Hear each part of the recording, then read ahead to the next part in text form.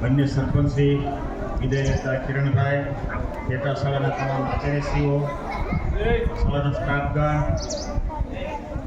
અને કામગીરીમાં અત્યારે નિમાયેલા નવા આચાર્યશ્રી ભગવાનભાઈ વાલા ભૂલકા, ખૂબ બધી વાતો થઈ, બાળકોએ અને શિક્ષકોએ વાત કરી. એટલે મને એમ કે મારા ભાગે શું રહેશે આ, પણ ભાઈ એટલું જેનું કામ જ બહુ મોટું હોય એ બધું બધે કહી જ ન શકાય એમ. એટલે બે ત્રણ વાત નાની કહી દઉં.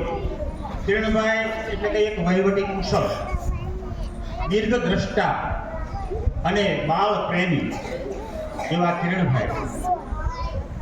આમ કહેવાય કે દીકરીને જોવા જાય કોઈ દીકરા માટે ત્યારે દીકરી રાંધતી હોય જોવામાં આવે, બૈરાઓ ત્યાં જોવે.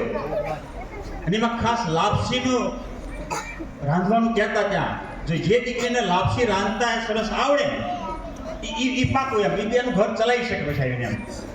તો અહીંયા વર્ષોથી ઓલા ગાંઠિયા લાડવા બધાને ખવડાવે, બાળકો બધાને વેરતા જતા. એટલે અમારું તો મૂળ ભોજન છે, આમ એમ તો કહેવાય લાપસી એટલે, અને એકદમ સાત્વિક ભોજન છે, બહુ શુભ ગણાય છે એવું. એટલે એ કિરણભાઈના મનમાં ગમે ત્યાંથી આવી ગયું છે, મને એમ કીધું કે ભાઈ આપણે કંઈક આવું કરીએ, આ બધું બંધ કરાવીએ. અને બહુ સાચી વાત હતી. અહીંયા નજર સામે જે બને એકદમ સાત્વિક ભોજન, સરસમજની દાળ અને એનું ભોજન દર વખતે હવે અહીંયા થાય છે. બસ આ દીર્ઘ દ્રષ્ટા સમજો કે આ પાદરું આપણે કોઈને કાંઈ દઈ શકવાના નથી એમ, પણ કાંઈક એકાદા પ્રયત્નથી કોઈનું ભલું થાય એવા સતત પ્રયત્નશીલ એવા કિરણભાઈ બધા યોજનાઓની બધી વાત સરસ મજાની કરી. એમાં દરેક જગ્યાએ તમને બાળકનું હિત જ હોય, એનું કંઈક આરોગ્યની દ્રષ્ટિએ બધી વાત એમાં. અને હું મારી વાત કરું એમ તો મેં એમ કીધું મને પેલો શોખ ને થોડો નાના રોગ કંઈ પીવાય કોથળી ભરી ને કંઈ ગાંડા કાઢવા ખૂબ શોખ હતો. એટલે કિરણભાઈ કીધું કોઈ માટીનો કંઈ વ્યવસ્થા કહે તો ભીમડાતના તળાવમાંથી એક ટ્રેક્ટર માટી મગાવી નાખી દીધું મને. બોલો કે હવે તો તારે કોથળી ભર્યા રાખો ભાઈ રાખે.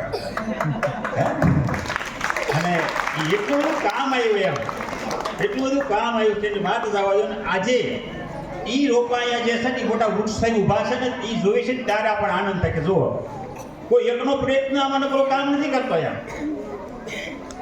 એટલે આવું સરસ મજાનું કામ કિરણભાઈનું દરેક જગ્યાએ એનું આમ નજર હોય કે ક્યાં શું કરવાનું છે, શું ફેરફાર કરવાનો છે, અને એ તરત પાછો સારી વાત હોય એટલે અમલ પાસ કરે જ તે એમ. એટલે નાગલ પર ગામને શાળાને મોટી ખોટ છે, પણ હવે જે કાંઈ છે એમ પણ ત્યાં જશે ત્યાં પણ એમ આપણે કહેવાય કે આ સંસારમાં પરિવર્તન એ જરૂરી છે એમ. એ ગામનું પણ કાંઈક આમાં હિત હશે ખાખોઈનું તો જ એ કિરણભાઈ પાસે ત્યાં ભાગ્યું હોય એમ. એટલે એ શાળાનું પણ કાંઈક ભલું થશે એવી ભગવાનને આપણે પ્રાર્થના કરીએ. કિરણભાઈને ખૂબ શક્તિ આપે અને ત્યાં પણ સરસ મજાનું કામ કરે અને અહીંયા પછી ક્યારેક મારી જેમ પાસે આવતા રહે એ અપેક્ષા સાથે જઈ અસ્તુ.